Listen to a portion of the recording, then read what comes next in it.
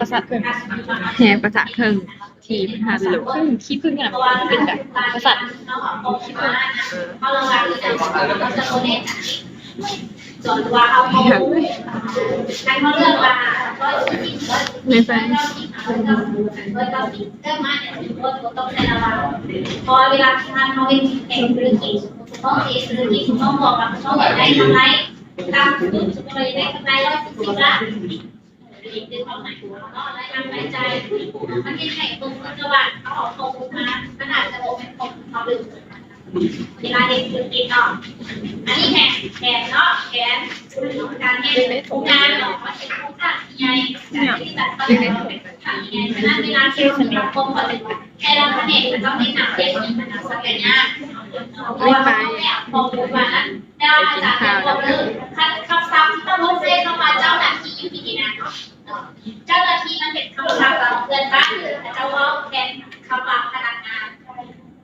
ส่วนใหญ่เราเอิ้นว่าเจ้าหน้าที่ไม่ได้เอาส่วนเป็นกับเจ้าหน้าที่ตำรวจต้องก็ใช้คำศัพท์เจ้าหน้าที่ไหมเขาจะเป็นตำรวจแต่ท่านจะอยู่นี่ส่วนใหญ่เป็นเขาจะเอิ้นเป็นพนักงานพนักงานได้พอคำศัพท์ก็เลยเป็นพวกที่โดนที่ติดว่าเจ้าจะส่งไปตลอดเลยอาจารย์จริงความเป็นจะต้องตอบเลยประวัติศาสตร์เรานำเสนอสอนคำศัพท์เจ้าหน้าที่ให้อาจารย์ไหนเนี่ยเข้าใจว่าเจ้าหน้าที่คนที่เข้าใจคืออย่าง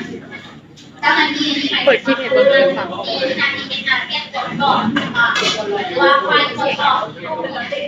ไฟคือน้ำไฟหรือพนักงานหรือคุณต้องเป็นพนักงานพลาสติกพนักงานผลิตพลาสติกวันนี้จะไปเป็นเจ้าหน้าที่นักพนักงานกับพนักงานกันเลยส่วนใหญ่เป็นเขาเป็นผู้ที่เรียกพนักงานในกองเลยอันนี้อาจารย์เป็นให้ที่ให้ของคุณอาจารย์เป็นของอื่นเนาะอาจารย์เข้าใจเราเข้าใจมามันจะมาเนาะในการที่อันนี้เพราะว่าคุณเป็นข้าวงานขนาดเขาก็ได้ขายเองกับคนทั่วไปทุกเด็กทุกแต่ได้เขาขายเป็นเขาขายเป็นบริษัทเขาขายเป็นจำหน่ายแล้วต้องมีคนมาออเดอร์แล้วเขาจะผลิตได้ซึ่งยิ้มได้ไหนเป็นธรรมชาติแบบการตลาดการยากการขายพวกนี้ก็จะเป็นแบบในตลาดตะกินแ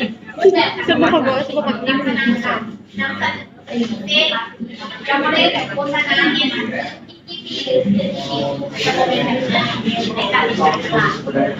งนั้นแต่นี้ก็เพิ่มกระตุ้นการทำที่อันทำที่กับกันด้วยยิ้มยังไงให้เป็นธรรมชาตินิ้วใช่แบบไหนก็อันนี้เป็นเก็บว่าเอาล้างงานใส่ก่อนต้นคือเสียงอะไรมา